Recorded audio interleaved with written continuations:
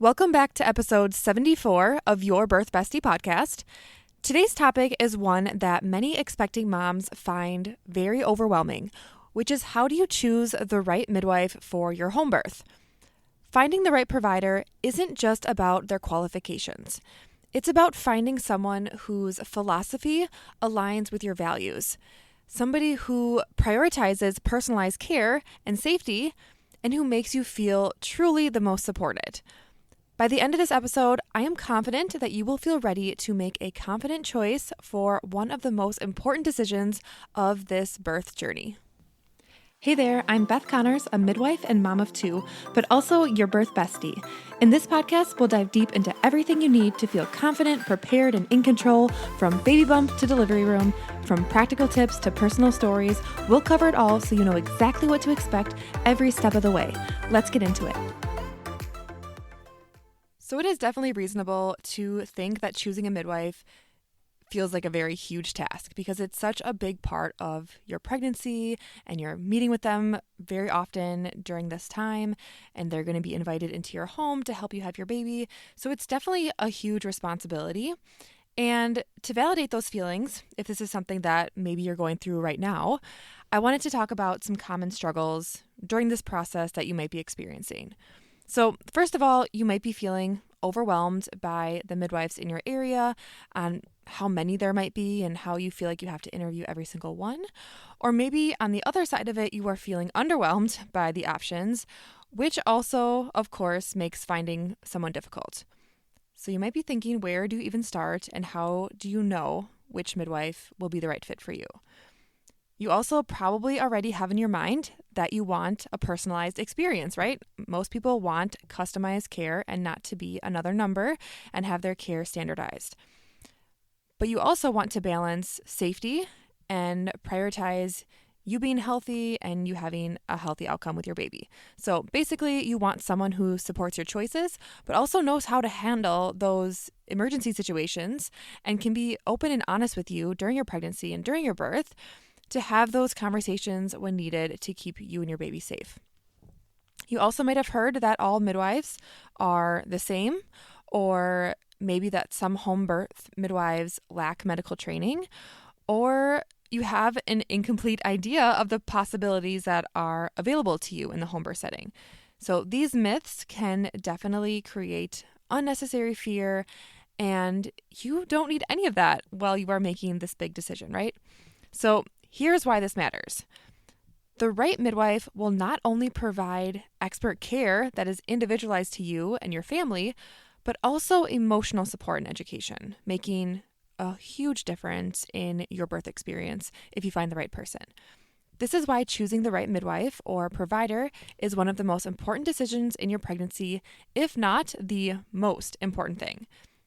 Pregnancy and birth is a very vulnerable time, and you want somebody that you can feel comfortable around and you can trust to care for you and your baby. So let's break down how you can actually choose the best midwife for your specific needs. So first, I wanted to share a little bit about the different kinds of midwives. So certified nurse midwives, or CNMs, are advanced practice nurses with medical training and hospital privileges in many states. They often provide a balance of holistic and clinical care. And this is the category that I myself fall under. So I went to college and got my bachelor's degree in human development and family studies while also taking pre-med classes. And then I decided to pursue my master's of nursing degree after working for a few years as a nursing assistant, which was another 2 years for that master's degree. And then the last part of my formal education was an additional 2 years in academic and clinical studies in midwifery school. So that's a total of 8 years. I was working as a labor and delivery nurse while I was in midwifery school too for experience. So this is really the main difference between the CNM route that I went and then the next type of midwife, which is a CPM or a certified professional midwife, is that nurse midwives have hospital experience and are licensed to care for women in the hospital if that's where they decide to practice. I chose the out-of-hospital route, which is a little bit more rare for CNMs. There's more CPMs that are working in the out-of-hospital birth setting, like birth centers and home birth. So CPMs are specialists in out-of-hospital births and are trained specifically in home and birth center settings. There are several ways that CPMs can get their licensure, whether it's through an academic program with additional clinical hours or purely apprenticeship-based, where a preceptor is responsible for all of a student's training. And then at the end of whichever route they take, they would take a test at the end to become licensed. Then there are also birth attendants in some states that might be lay midwives or traditional midwives with varied trainings, but that would usually mean that the midwife, if that's what they're calling themselves, does not actually have a license and is practicing off of the learned skill and experience that they have, but not necessarily are being regulated or have any kind of certification. So I just think that knowing the differences can help you understand what level of care and expertise you can expect and kind of know a little bit about each individual credential's background. So kind of just as an example, many clients are interested in experience and medical training, as well as how each midwife manages emergencies. When you are interviewing midwives, it is important to know that not everyone practices the same way, which also means not everybody carries the same equipment with them either. I believe that there is a good midwife for everyone, and everyone's looking for something different, and every midwife is able to provide different care. So it's really about finding who you feel comfortable with and whose practice style matches your own personal values and the plan that you have for your own birth. The next piece in deciding who to choose as a midwife, I think safety should really be at the top of that list. A great midwife will do a thorough risk assessment throughout your pregnancy to prioritize safety of a mom and baby. They'll use informed consent to guide your care, and then you'll have a clear emergency plan in place for rare but, possible scenarios that may happen, just to have some idea of what the plan in place would be to make everybody on the same page. These are always good things to ask as you are interviewing midwives in this process.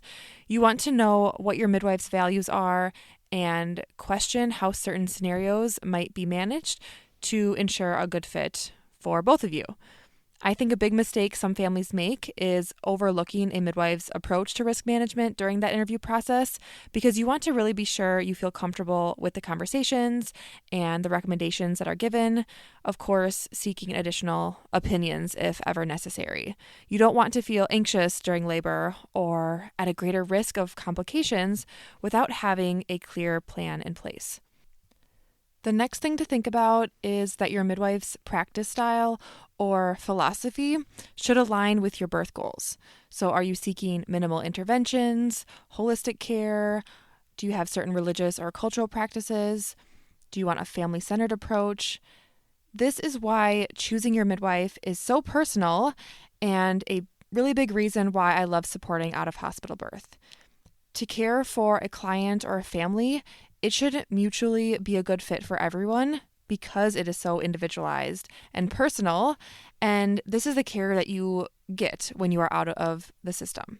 So keep that in mind and know that you get to choose exactly who you are inviting into your home and who you feel the most safe with. I would advise you to think about these things rather than focusing only on logistics like location or cost or even sometimes experience. More experienced or more credentials doesn't ensure that you are going to get better care either. It's about compatibility and feeling confident with your birth team. That's the number one most important thing. If you instead just choose the first midwife that you interview, or that maybe has an office closest to you for convenience, you are more likely to not be compatible and feel less supported or disconnected during your care than if you took the time to find someone that really matched what you were looking for. And when you do schedule interviews with local midwives, you want to be sure to ask the right questions to make sure this is the right decision. So I want to give you a list of some of the most common questions here that I think can give you a lot of good insight on who you are meeting with. First one is, what is your training and experience? How do you handle emergencies or hospital transfers? What is your approach to pain management and natural techniques that you offer? What kind of postpartum care do you provide? How do you involve partners and family in the process? And what is something that sets you apart from other midwives? And I think this is a really good question to really learn more about the person behind their career as a midwife. They might say something that you can really connect with, and you get a good idea of how well you'll, get along and feel supported in your pregnancy and during your time with them. So I encourage you to take the time to schedule an interview and ask detailed questions, make a list so you are prepared and know what you're going to ask in the interview and what's important to you. If you go on and hire this person, there will probably be some times of vulnerability. So why not start with the interview and ask what you are truly thinking to help you make your best choice? So don't skip the interview just because your sister or your friend liked a certain midwife, because your experience could definitely be different from theirs. And the last thing I wanted to quick mention is to keep an eye out for red flags. I just wanted to briefly mention this. I hope that wouldn't happen, but there are a few things that you could potentially look for, to hopefully increase the chance that you're going to have a good experience, and hopefully these things aren't an issue. These can include dismissing your concerns or questions, lack of transparency about training or emergency protocols, or pressuring you to make decisions that don't align with your values. I think intuition is also a powerful thing. So if something just feels off, definitely question it to resolve any red flags right away, or, switch providers if something is truly off and you don't want to continue with this person. Also, a common complaint I've heard from others is they ignored signs of things like poor communication or professionalism from a midwife that they hired because like them. It was just one thing after another regarding scheduling conflicts or lack of communication, or paperwork got misplaced, but they always gave their midwife the benefit of the doubt. But that in itself can cause unnecessary stress and dissatisfaction during pregnancy, and even hesitation or concern about what birth is going to be like if your midwife isn't responsive or there's problems with communication. I think for me, especially as a home birth midwife, communication and responsiveness is absolutely critical. When you are signing into care, you should expect timely communication and responsiveness to any concern that you might have. That is a huge value of mine when you are trusting me to be a part of your care. There is no messenger or long waiting period like there might be out of hospital. So it is really great to be able to directly communicate with clients and reassure them or resolve any issues right away. It is a huge benefit, and me only taking a few clients per month to be able to offer that individualized care is really what it looks like for me specifically. But every practice has a different style and different capacity that you just have to see what works best for you. So to wrap this up, here are some tangible tips on how to get started on your search for your perfect midwife. Learn about the types of midwives and their legal status in your state, and then determine what you are looking for in a provider. Interview several midwives and ask about their training, experience, and approach to care, because you will find that everyone works very, very differently. And this is a good thing, and you will be able to see who you feel most comfortable with. Ask about emergency plans and feel comfortable with the midwife's training and equipment that they carry. And then, most importantly, look for someone whose philosophy and whose personality aligns with you and what you are looking for in your birth. Trust your intuition, and if something feels off, remember, don't be afraid to keep looking for the midwife that is the best fit for you. Thank you so much for joining me today on Your Birth Bestie podcast. I want you to remember that choosing the right midwife is a deeply personal decision that sets the tone for your entire birth experience. By prioritizing safety, compatibility, and trust, you are setting yourself up for an empowering, joyful journey. So take the time to find someone you really like. If you found this episode helpful, I would love if you could take just a few seconds to subscribe to the show and leave a review to help other families find this podcast. Thank you again, and I will see you here next Tuesday for another episode.